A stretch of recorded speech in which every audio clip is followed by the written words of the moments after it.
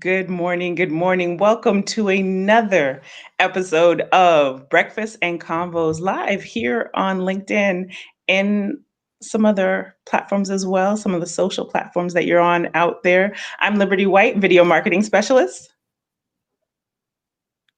And I'm Adeola, digital marketing expert who sits at the intersection of digital media, marketing, and how it's transforming business and life.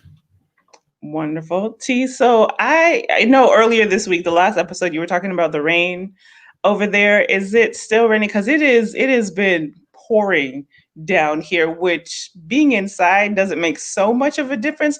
But for lighting and doing some content inside, it's meh, especially since I like to use daylight a lot when possible.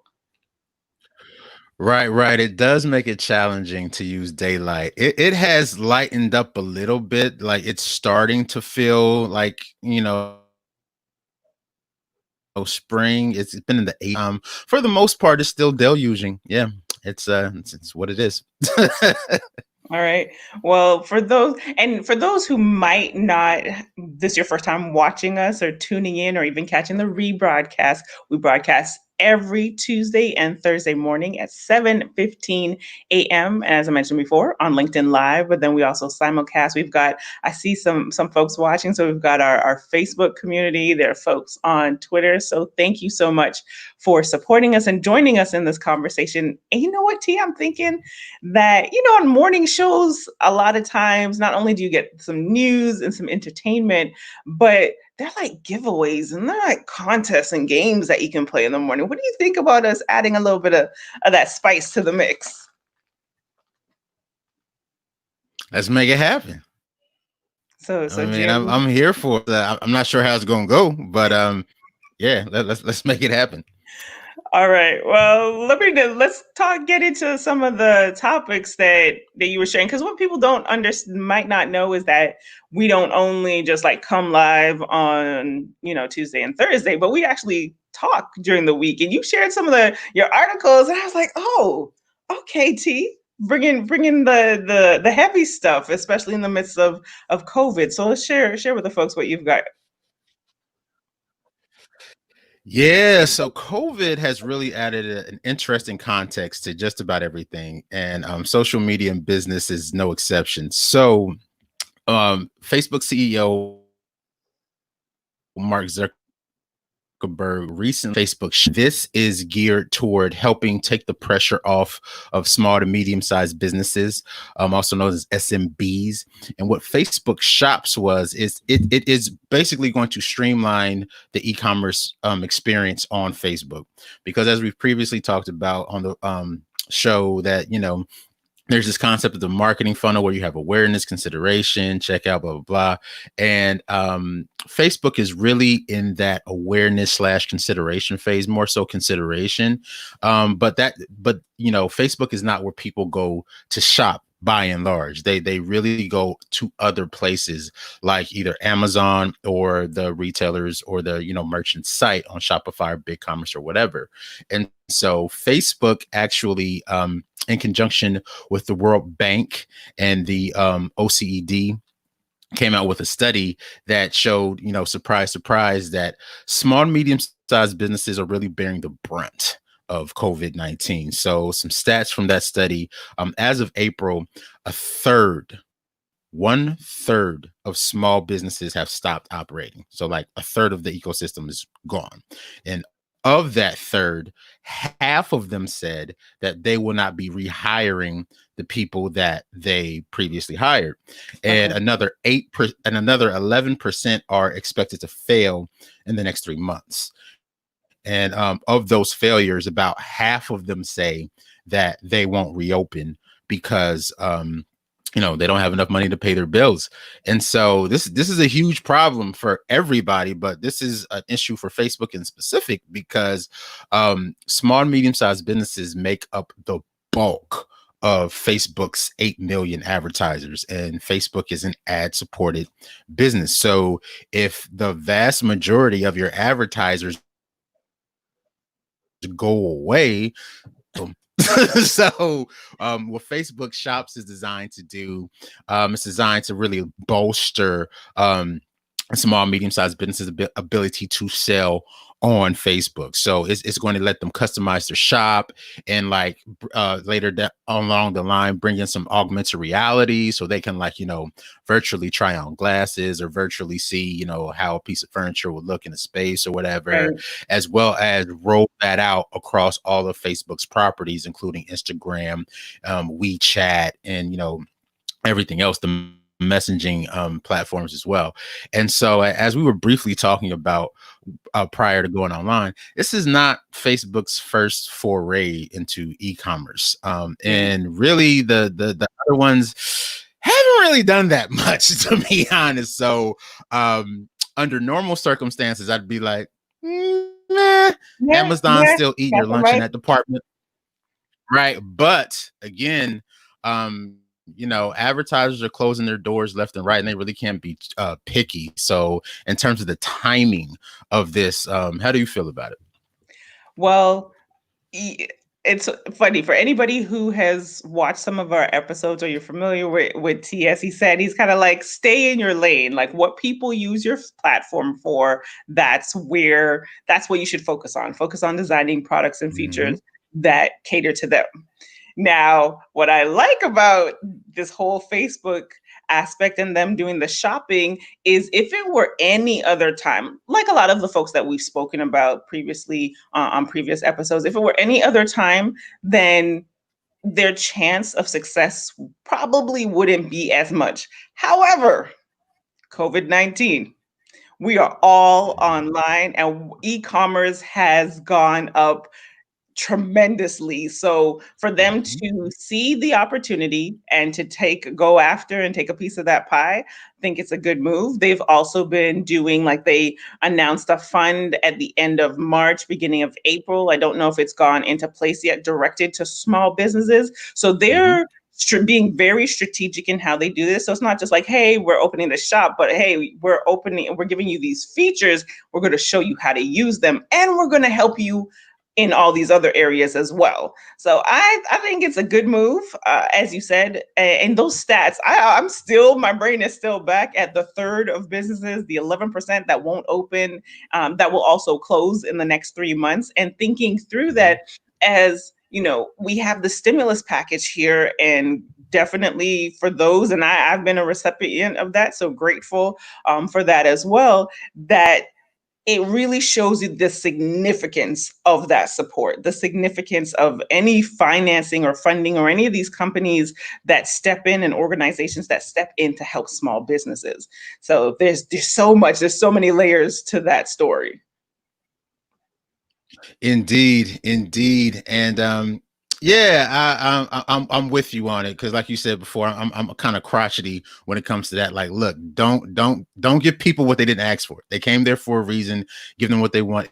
And if you let them tell the story, Facebook Shops has actually been in the pipeline for like 6 months. Like, so Mm. it's not brand new, but like a lot of things, it's just gotten accelerated because of COVID-19. And speaking of which, brings us to our next story that Walmart is killing Jet.com. So for those who don't know, Walmart paid $3.3 billion for Jet.com, which is an online retailer, about 4 years ago.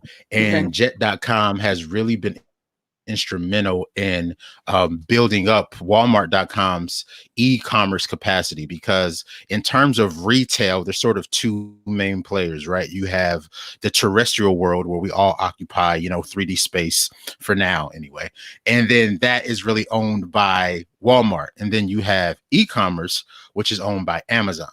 And Amazon and Walmart have been going at it for those e-commerce dollars. And of course, the big dog is still Amazon as of right now, but Walmart has been making significant strides over the last Okay. year in the e-commerce front, and like everybody else in the e-commerce space has really benefited from COVID-19. But Jet.com was a big part of that, and so they are sunsetting the sites, which we all knew this was coming. Like as soon as they bought Jet.com, you kind of knew, what was going to happen next, because Twitter did that with what was it, Vine and a few other ones, and Right. Periscope. So it's like whenever a smaller company gets absorbed by a larger company, it's like, yeah. But Yeah, Jet.com's contributions cannot be understated. So definitely would not call $3.3 billion a bad investment or a wasted investment for Jet.com, seeing as how Walmart's really been crushing it online Yeah. lately. And like they say, always, although this is a a big investment, or was a big investment, but always be testing so that they're able to work through and discover the kinks, what works, and it'll be interesting if what else they have in the pipeline to replace that Jet.com. And here's the thing though, like only time will tell, but expensive is relative, right? So yes, in the That's a good one. in the macro, yeah, in the macro, 3.3 billion is a lot of money, but compared to how much money they're going to make, not really. I think I like the investment made sense, obviously, or else they wouldn't have done it. But because I run across this a lot when you're talking about paid ads, which is my core competency is I run Facebook campaigns and Google campaigns and also do a little email marketing. People are like freaking out over how much money they spend per click, but it's like, look, if you're selling something like for a house, for example, if you're selling a house for $200,000, then $30 a click is not expensive. It Mm. might even be cheap, right? True. Relative to what's being sold. However, if you're selling a product for $50, then if you're paying $30 a click, you're hemorrhaging money, right? Like so it's again, it's all relative. But yeah, Jet.com, you served valiantly. You will be remembered and missed. But that's how it goes. Yeah, and just even thinking through that, or as you shared with this investment, that is a great segue into this event that is going to take place, or I should call it it's an application phase with Thai Atlanta. And for those of you who are not familiar with the Thai organization, it's actually a global organization, and they have chapters in each city, and essentially they help the ecosystem, the startup ecosystem and businesses. So they help to nurture students so that they can understand and work through business models and eventually launch their own businesses. And they help pair investors with investments. And they have launched this program called Thai Access, which will give, for those who qualify and those who apply, an opportunity at a $50,000 investment and the opportunity to pitch at TaiCon in September. So what this means, especially as we are having this conversation around investments and small businesses, is, how easy is it to get a $50,000 loan, or not, well, a loan, but an investment in this time where Right. everyone is kind of holding on to their purse strings, waiting to see what happens. And for Thai to step out, and specifically Thai Atlanta in this case, to step out and say, Atlanta, we're here for you. And that we want to nurture the next big thing, and or a company that is making changes in their business that will serve the greater good and of course make money.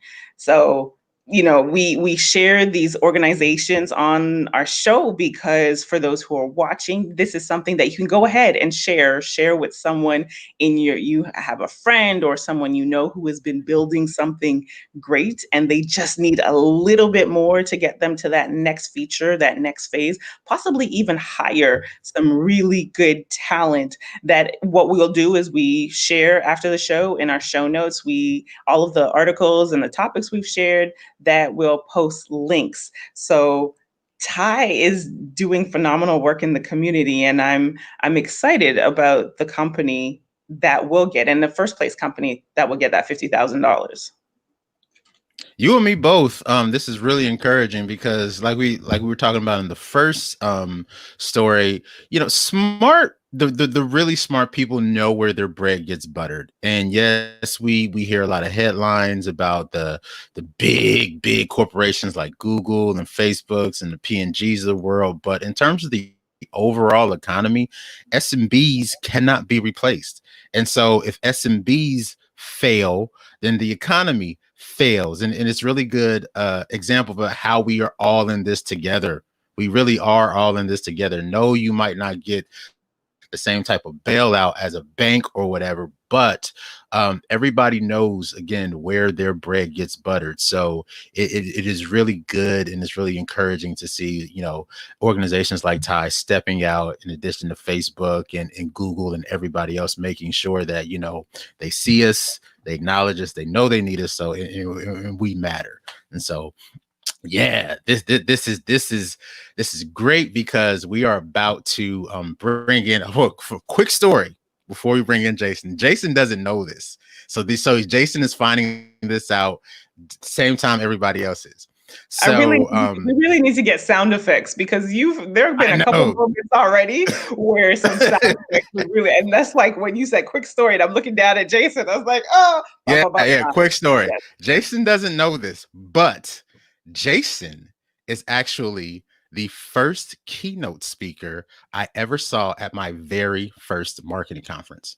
It's Mr. Jason Falls. So he is the one. For those who don't know, marketing in general, we do a lot of conferences, right? That's kind of our thing. We do trade shows, blah, blah, blah. And he was the very first keynote at my very first conference. It was a boot camp digital in downtown Cincinnati.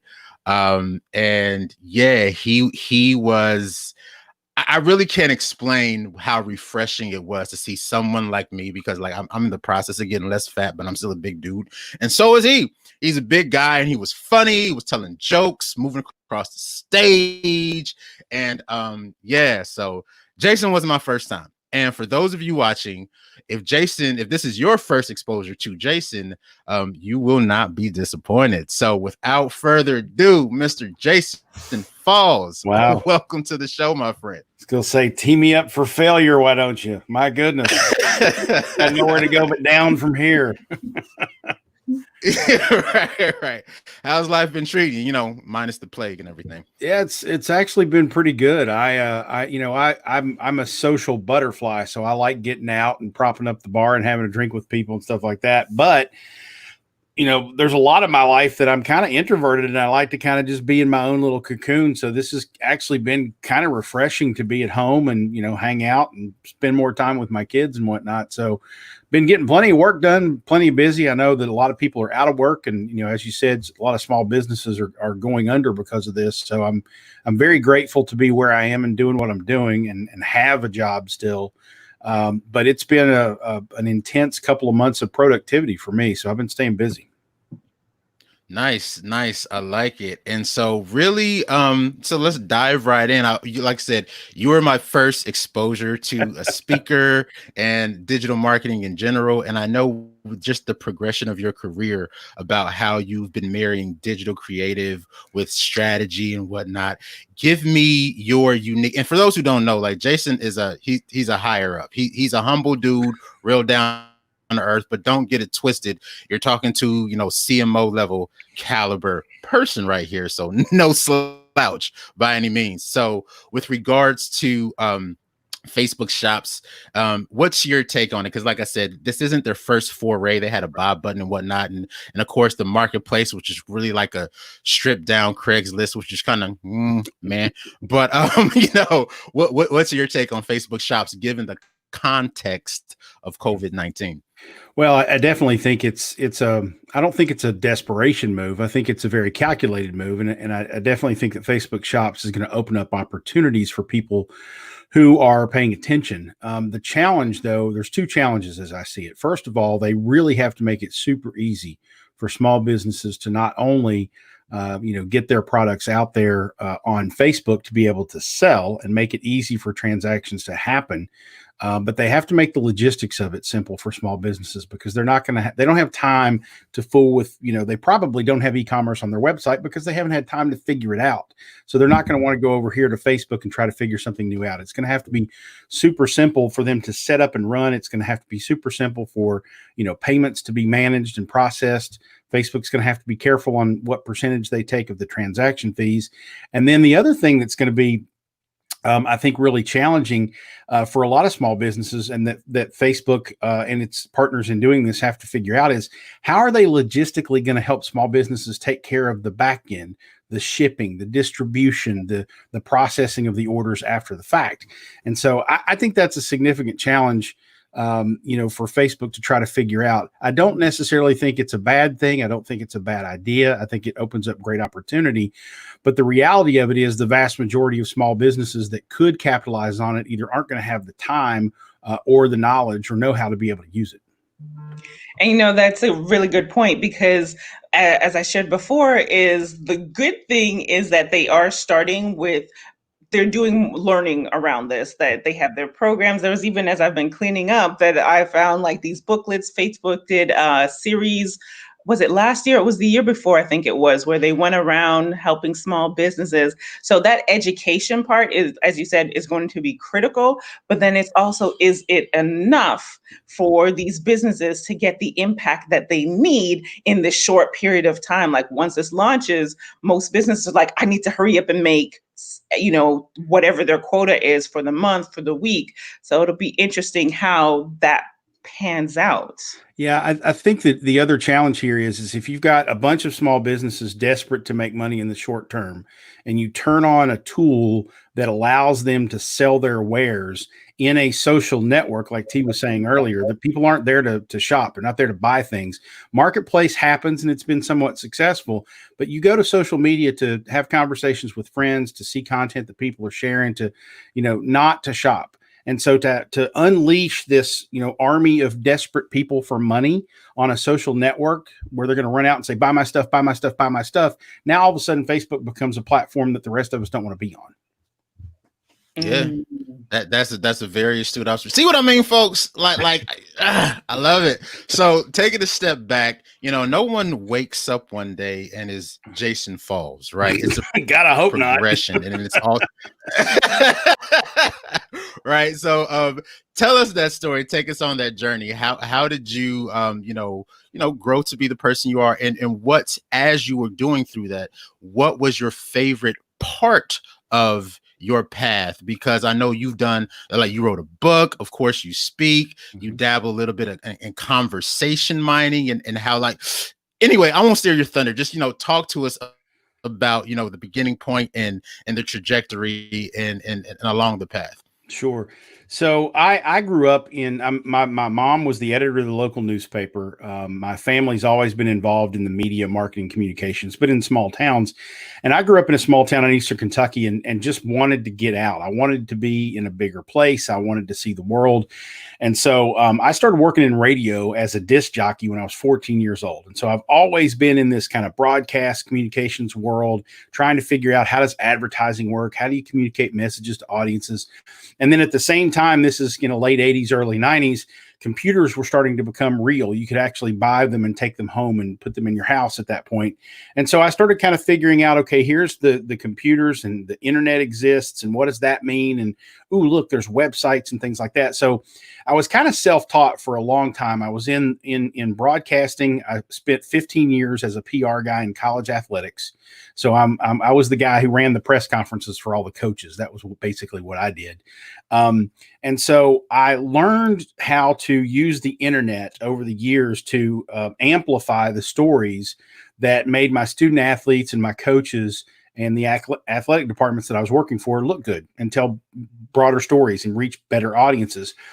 When my son was born, I was like, man, I'm traveling all the time. I can't do this and also raise a family the way I want to. So I stepped out and got into the world of mainstream marketing, advertising, communications. Happened to land in the mid 2000s at an ad agency whose clients were like, we don't know what social media is. Can someone help us? And I was kind of dabbling and playing in blogs and on message boards and things like that back then. So I kind of understood it. So I just kind of went back to school and kind of gave myself a self-proclaimed master's degree in social media, digital marketing, communications, and then started helping our clients figure it out. I was in the right place at the right time. I happened to have a couple of clients in regulated industries. And at that point in time, nobody in regulated industries was doing social media. So I started getting invited to speak at conferences. And then the opportunity to write a book came along, and it just kind of snowballed from there. I always tell people I was in the right place at the right time and didn't screw it up. I don't think I necessarily have a world of knowledge and experience that nobody else has or no one else can attain.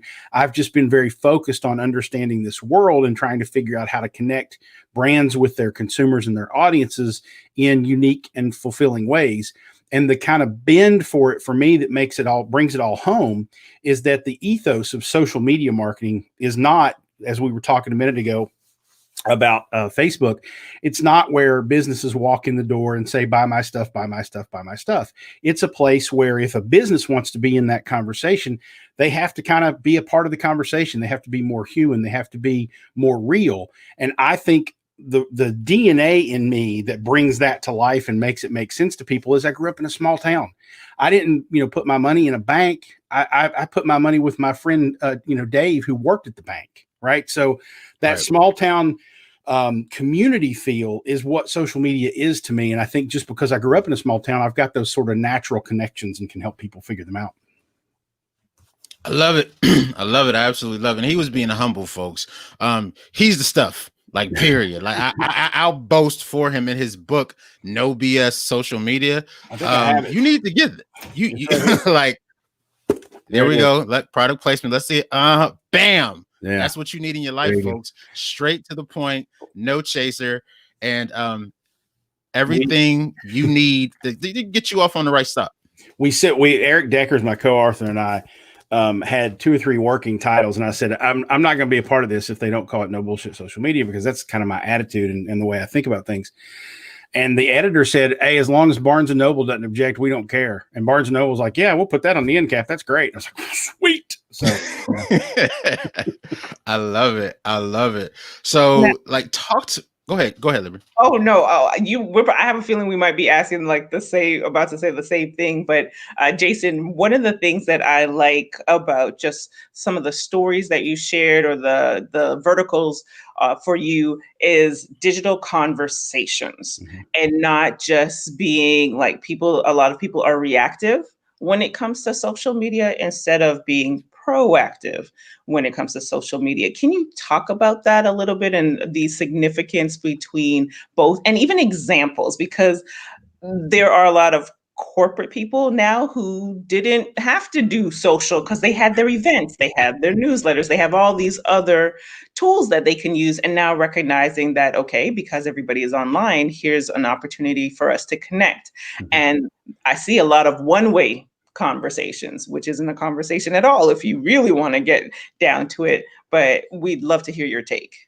Well, I think if you are, as a brand or a business, large or small, are participating in the conversation, meaning when people, comment on your posts, you respond, you thank them, you engage with them when people have customer service issues and questions, and they decide that Twitter or Facebook or even Instagram is a place where they can go and voice their opinion, and they want you to be heard. If you're engaged in that conversation, you have a more direct path to your consumer than having to go through the media and having to, broadcast things, to lots of people that maybe the message doesn't need to be in front of. But you also have the ability to, put out fires if there's a controversy, if there's an issue. The best example of this, it's an old example, but it's a great example, was back in 2009. I think it was, there were 2 Domino's Pizza employees in, I think, North Carolina, one of the Carolinas, who basically put a YouTube video up.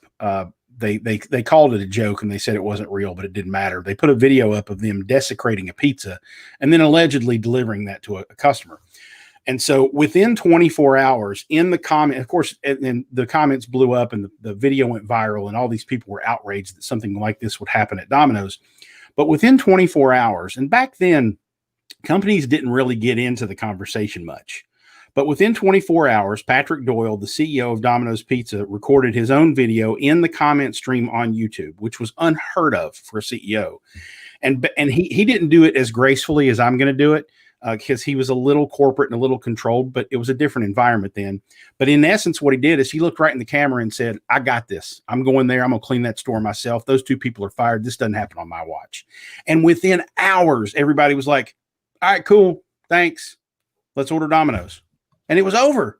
Now, compare that to Chick-fil or not Chick-fil-A, Chi-Chi's restaurants in 2003 had a hepatitis A outbreak that started in Pittsburgh. And for weeks, the public was like, what's Chi-Chi's going to do about this? And Chi-Chi's didn't comment. They didn't say anything. Social media wasn't a big thing back then, but they did not have the ability to respond to a crisis like that in a timely fashion. Guess how many Chi-Chi's restaurants there are in the United States today? Wow. None. They're out of business. And that's why, because they just ignored their customers and didn't participate in the conversation. It's not that you have to be there in case a crisis happens, although that's a great benefit for you if you are and a crisis does happen. But just being a participant in what your customers and what your audience and what your family of people are going through means that you are more meaningful to them, which means customer loyalty, customer retention just happens over time. I love it. I love everything about that because, when you talk about being human, humans have flaws. Humans drop the ball. Humans have quirks, and no one expects you to be perfect. But what they do expect is for you to take care of them. And when you're in, I forget where I heard this quote, but it's like nothing communicates louder than silence. Mm-hmm. Right? Nothing speaks as loudly as silence, because when you're silent, then people are left to their own devices, and you really want to be steering that narrative as opposed to their imagination running wild. Like, well, clearly this person doesn't care, or because if they cared, they do this, blah, blah, blah. But it's like, if you're not present in the conversation, then you're just kind of asking for trouble. Think of it this way. When you would call or write or message or text a person that you were interested in romantically, and they went 2 or 3 days without responding, it drove you batshit crazy, right? And so Don't do that as a company. Like, if there's something going on, or even if there isn't anything going on, that open line of communications, even on social channels, puts out those fires of people making assumptions and thinking that you don't love them and da-da-da-da-da. What I like about I did. So I'm sorry, go ahead. We're so excited to speak to you, Jason. That we're just like, I'll say this with T, and I'll let you have it. Just what you said, Jason, of that you don't have to like just be all over it, but you have to do something. And what does that something is there? Because I know that there are people that are just okay, well, what is something? Where do I start? What does that look like? I'm glad you asked that question, because it doesn't have to be complicated. It's just being present and accounted for.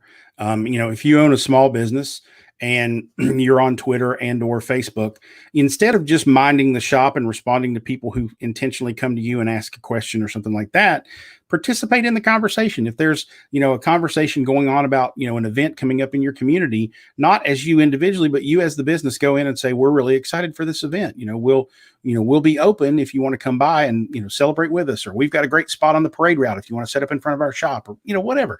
Just be a willing part, in a participant in the conversation and in the community. It doesn't have to be complicated just because you're doing it from an account that has a logo as opposed to a picture of your face, or just because it's an account that has a name of a business and not the name of an individual. It's still being human. It's still connecting with other people. It's still being present and accounted for. Now, you can get into the nuances of, we should tell everybody that Joe is the person who's answering all the tweets, and so they know they're talking to a human being. Okay, that's one way to do it, but you don't have to. You can still be, whatever, Flo's Flower Shop can talk to you, and you can just assume you're talking to Flo, and that's okay. But it's really just being present and accounted for, and not sitting back and being silent until you want to sell something. If you can just engage on a regular basis and be a part of their regular conversation, and build trust over time, share content, share your opinion, share expertise, so that they think, what? Flo's Flower Shop gives me all these great decorating ideas all the time for free. I need to order some flowers this weekend. Who am I going to order from? Well, you're probably going to order from Flo, because Flo's there for you and with you. So it's really just being present and accounted for. It's not complicated. We do it every day as human beings. We just kind of have to put on a little persona as a business and do it as well.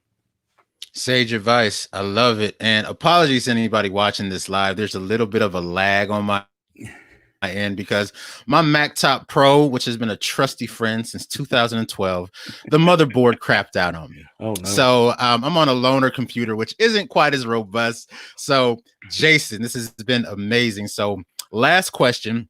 I'll let you get back to your day, and we do appreciate you taking the time. What has you excited from a strategy standpoint? Because these are some really challenging times, but if you have your, stuff together and you know what you're doing, there are a lot of opportunities coming about right now as well. So from where you sit, from your years of experience and your, lauded position, what has Jason Falls excited about right now? I think the thing that excites me the most is that, and I say this probably every year, and it gets better every year because that's the way technology works. I'm excited that we've reached a point in time where people are being forced to do video. They're being forced to do things like live streaming like this. They're being forced to not just hide behind an avatar and some 140 characters of copy on Twitter, but they're, if they want to win, if they want to be in front of people, they got to be here. They got to be right there on that camera with that microphone, and they have to be talking. And that takes that veil down from a business perspective. It removes that and says, hey, this isn't just this company, this brand, this logo. This is a group of real human beings behind the cameras who are talking to me on a regular basis. And so the advent of not just video, not just digital video, but streaming video and live video services, the consultants and whatnot like myself are jumping into it because we see the power of it. Pretty soon you're going to start to see more and more businesses do it. And COVID, I think, has forced many into doing it. We have 2 clients in particular who in the last 2 months have gone live with regular live video stream programming because they realize, hey, a lot of our customers are kind of stuck at home and they can't really come into the store or to our location. Let's take the location to them. Super smart way to do it in a situation that's sort of critical right now. But what I think they're going to end up doing, because they see the power of it and they see that they don't have to do a lot or spend a lot to reach a lot of people, is when COVID's, let's say COVID's behind us for 6 months and we get back to whatever normal is going to be at that point, people are coming into the store again, so on and so forth. I think they're going to say, yeah, we still got to keep that live stream stuff going because it's working. It's getting our name out there and it's allowing us to be our own media. So I just get excited about the technology becoming more and more used, putting it in more hands and seeing what people can do with it. Because when you give people new stuff to play with, somebody comes up with something cool to do with it. And so we're going to see a lot more, I think, innovation and a lot more creative content come out of that. I dig it. And speaking of getting better over time, I was just recently introduced to Elijah Craig bourbon, changed my life. And while last time I was picking up a bottle, someone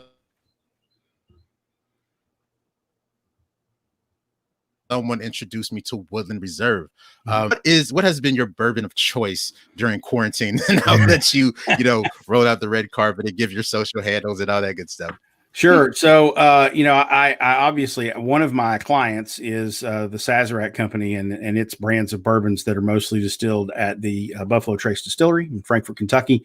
And so they're a client. So I'm biased. And I don't get, you got to understand this about the bourbon industry. You don't get free product. Everybody pays retail. There's no giveaways. But I am partial to Weller bourbon. I keep it in my bottom desk drawer just to keep it handy in case I have a meeting that goes awry. But Weller bourbon is one of the bourbons that I've been drinking. But as you said, Elijah Craig, that's my dad's bourbon. So when he's here, we drink Elijah Craig. That's not, one of my clients. That's a competitor. Woodford Reserve is fantastic. They're a Brown Forman bourbon, different company. I once upon a time worked with Maker's Mark, which is a fantastic bourbon. So I only keep a couple bottles of bourbon in the house these days. I have a 15-year-old, so you got to watch that. Yep. But I usually keep one of those 3 brands around. I also enjoy 1792 bourbon, which the full proof version of was named Jim Murray's World Whiskey of the Year this past October, and they're also a client. So I do some projects for them. So I work in the bourbon industry. I see a lot of it, but the bourbon industry is really cool because everybody is what I would call competition. So we compete against each other, but we cooperate and like each other, and you try other people's bourbons and whatnot. It's kind of a family kind of thing. Oh, and social handle. Of many trades. And social handle. I'm Jason Falls all over the place. So at Jason Falls on anything. You can find me real quickly by going jason.online/whatever network. So jason.online/Twitter, jason.online/LinkedIn, etc. There we go. See, folks, a man of many trades. You get strategy. You get, bourbon connoisseur. I mean, what does he has a dog too, by the way, which has been a very well behaved. I haven't It's right there. heard the dog at all. See, very well behaved dog. Like, I was waiting on my 4-year-old to make a cameo. He hasn't, which like doesn't happen. So this has been amazing, Jason, man. I can't thank you enough. Glad to do it. Glad to be here. Appreciate y'all having me, Liberty and T both. Thank you so much. And what I found interesting is that when I was pulling handles and stuff on the backside, and I was like, Jason's for real, for real. He's been on Twitter since 2007. So right when Twitter got the jump off, Jason secure. Some folks, like, I think mine is like around 2010. So I've got the underscores, and you don't really want to have that stuff, but it is what it is. And I was like, oh, it's straight Jason. So you've been in the game since day one. Yeah, there's a politician in North Carolina named Jason Falls. He didn't like me very much at all, because like I own the first 5 pages of Google, and I've got all the handles, and he didn't care for me at all. Well, that's okay. He's just gonna have to pivot. Hey, you know what's really funny from a marketing standpoint, and this is a true story. You can have him on your show and ask him at some point. Baer, New York Times best-selling author. He came into the business, the social media, thought leadership kind of place where I was a little bit after me. He wasn't too far behind me, maybe a year or so behind me, but he actually changed his name to Jay because he didn't want to be confused with me, which I think is ridiculous. But his name is Jason Baer, but he goes by Jay because he didn't want to have that conflict with somebody else in the same business, which is weird, but wow. I had no, that's so fun. I've known Jay for years now. Had a drink with him at Content Marketing World last September. Did not know that. That is so funny. He's another Jason. Awesome. All the exclusives right here on Breakfast and Combos. You never know what you're gonna get. Yeah, I mean, I don't know if I would have done that, but it's worked well for him, and he's everybody knows who Jay Baer is. And now, if you say Jay in the marketing world, everybody knows who you're talking about. So. Right. And Jason, there's a couple others. Exactly. And different strokes for different folks. He's a tequila man. Yes, so he goes on about agave and all that good stuff. So tequila, bourbon, I like it all. I'm not, it's my thing. But yeah, this is awesome. This is awesome, Jason. Thanks so much. Glad to be here. All right, T. Right. Sometimes there are no words, right? Yeah. It's always a good time when Jason falls through, pun intended. And we're gonna get the sound effects, folks. Don't worry, it's coming. We're gonna have like the and all those other good stuff. But yeah, learned a lot. Strategy is always so sound, and cooperation, different industries. I mean, you have it all right there. I mean, nothing too much more to say about that. I feel like we say this with a lot of guests, but specifically with Jason also, is having him back to really dive into social listening. And that's part of it, like that space. And that's a little bit advanced for some folks. So we'll have to give it a lot of lead time so that people who really want to learn and understand that part of things, that they'll be able to be on and listen to him sharing. And of course, he's spoken about it a lot, but to our audience, because the value, a lot of people think that, hey, you just go online and just talking back and forth, that's social listening because you're reading the comments, but it's really an art form to really dive in and to go through the content and the tools out there, apart from just monitoring, but to actually listen and be proactive. So that's just my thing where I'm looking forward to having him back on the show. And you have to have a lot of humanity and a lot of couth when you're talking about social listening, because it gets big brother real quick. Like you have to be very sensitive to people's sensibilities about it. Because like we talked about before, someone I had a drink with, actually had dinner with Chris Penn at Content Marketing World last September. He goes into depth about the AI and the algorithms. And so we try not to get too meta on the show, but what's capable, well, like what exists right now will like, and it's wild. So definitely having Jason back. I got to get Chris on the show as well, because you really want to make sure when you're talking about this stuff that you approach it in the right spirit and in the right way. Because I mean, when I tell you like the technology can make Black Mirror look like a walk in the park, like it's scary.